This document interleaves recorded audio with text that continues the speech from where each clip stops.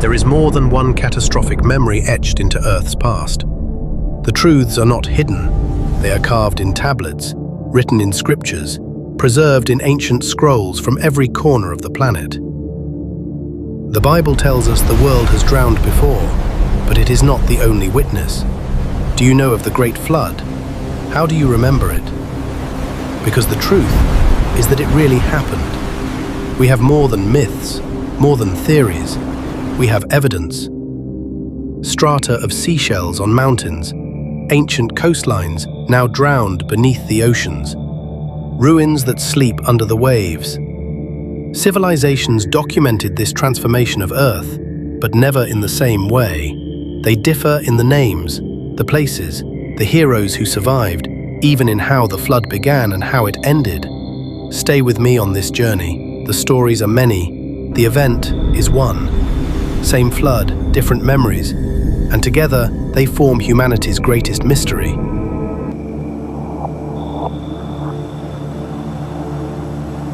We begin where history first learned to write, Mesopotamia. On clay tablets pressed with cuneiform, the oldest memory survives, a flood that swallowed kingdoms, leaving only one man warned in secret. They called him Atrahasis, the exceedingly wise.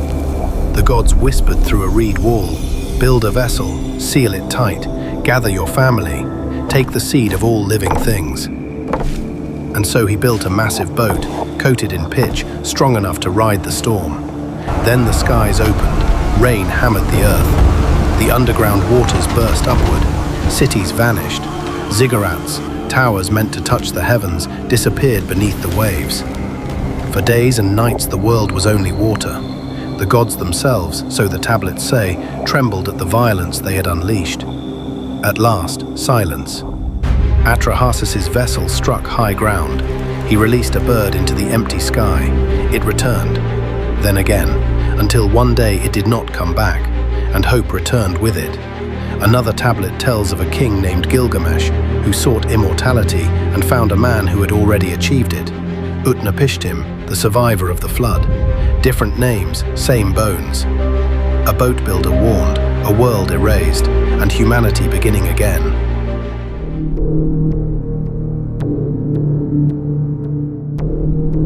The Bible tells us the world has drowned before, 40 days and 40 nights of relentless rain. The skies poured without mercy. The fountains of the deep burst upward. The earth itself opened, and everything that breathed was swallowed. Noah was warned. He was told to build a vessel, a great ark of wood, sealed with pitch, large enough to carry his family and the seed of every living creature. And so he built. While others laughed, Noah gathered pairs of animals, birds fluttering, cattle restless, beasts of the wild herded into the darkness of the ark. When the storm began, the doors shut. The world outside was erased. For 40 days the waters rose, covering the mountains, drowning every city, every name, every voice. The ark drifted alone on a world of endless waves. Inside, silence broken only by the sound of animals breathing in the dark. But then, the rain stopped. The floodwaters began to sink. The ark struck the heights of Ararat. Noah sent a raven. It circled and returned. Then a dove. It returned with nothing. Then again, with an olive leaf, and hope was reborn.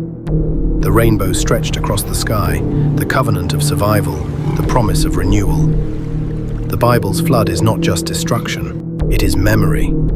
The story of a world cleansed and a new one begun.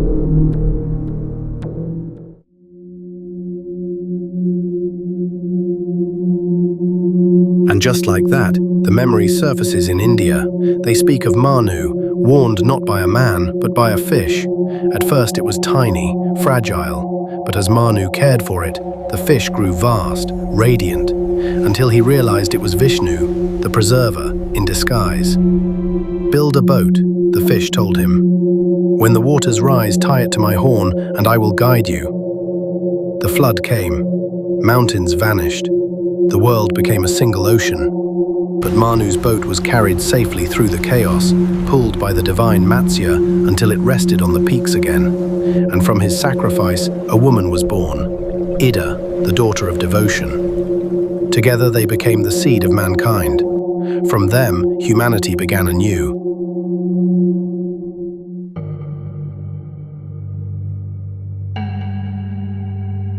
Across the ocean, the Maya told of another flood, one sent by the gods to erase an imperfect creation. The sky opened, the earth turned to water, temples crumbled, forests drowned. People were swept away. Some clung desperately to sacred trees, others transformed into birds and fish to survive.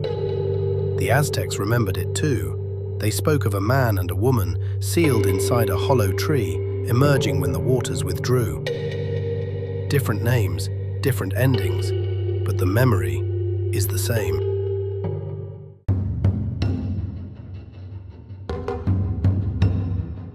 In Greece, Zeus unleashed a flood to wipe out humanity.